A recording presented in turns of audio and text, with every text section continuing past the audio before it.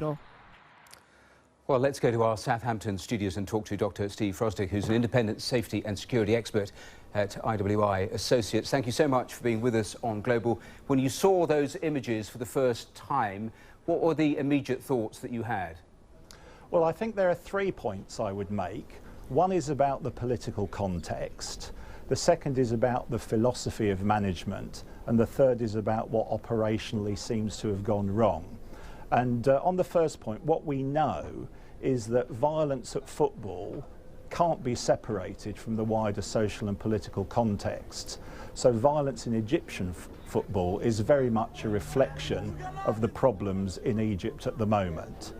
And if we then look at the philosophy, what we've learned through bitter experience is that you need protection of the crowd through a multi-agency planned approach.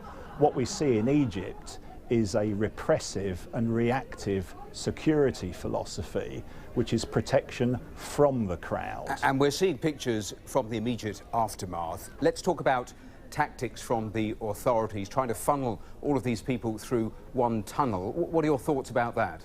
Well, we would say that if you've got 5,000 people to get in, we would require 8 entrances for them to achieve that, because we allow 660 people per entrance per hour. So clearly, once you're trying to push 5,000 people through one entrance, you're doomed to failure before you start. And because of the police philosophy, what we've seen is that they've misinterpreted the crowd distress as the onset of violence, and they've responded by firing birdshot and tear gas into a distressed crowd. Yes, I noticed that you have made the point that using words like panic and stampede is not actually the correct language to use in a situation like this. Just explain a little more about that. Well, this crowd is distressed by being forced down a funnel, and people are beginning to injure themselves against barbed wire. And when they come under our fire from the authorities, what they're then trying to do is to escape for their lives. So we're seeing behaviour in constrained circumstances, but it's perfectly rational behaviour. It's not panic at all. And what we see is certainly not a stampede.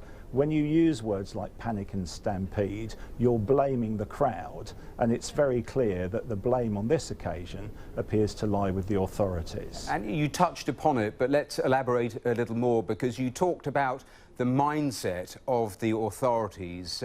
How significant is that in their basic approach, and how negative an impact do you think it had in this particular instance?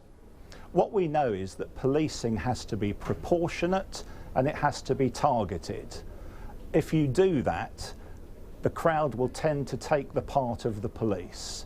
If what we see is disproportionate reaction, as in the case of firing tear gas and birdshot for one firework, and it's indiscriminate rather than targeted on the offender, then the crowd are going to be very aggrieved against the police, and that explains the escalation in the violence subsequently.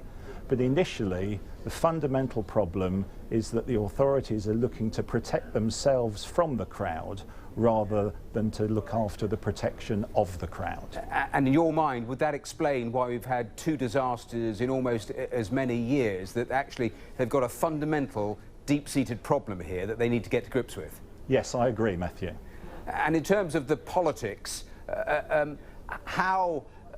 in terms of that as a factor in this equation, how much more complicating does that make it? Well, it makes it very complicated because, of course, the conspiracy theorists with the Port-Said Al-Ali game suggested that the security forces were taking vengeance on ultras who were pro-democracy. And the Zamalek ultras are also known to be pro-democracy, and the conspiracy theorists are suggesting that this is another act of state revenge on pro-democracy fans. Just a final quick thought, because it is said that even though we've had a couple of years since the Port-Said incident and the disaster there, we never really got the fundamental answers from that investigation. Is the danger that we will replicate that here too? I mean, should we be able to get the answers if we looked in the right places? Yes, I think so. It all depends on the Egyptian authorities and whether they commission a proper inquiry into what's happened. But I think the political context in Egypt at the moment will make that very difficult. Well, there we have to leave it. Dr. Frosdick, thank you very much for those thoughts and that analysis. Thanks.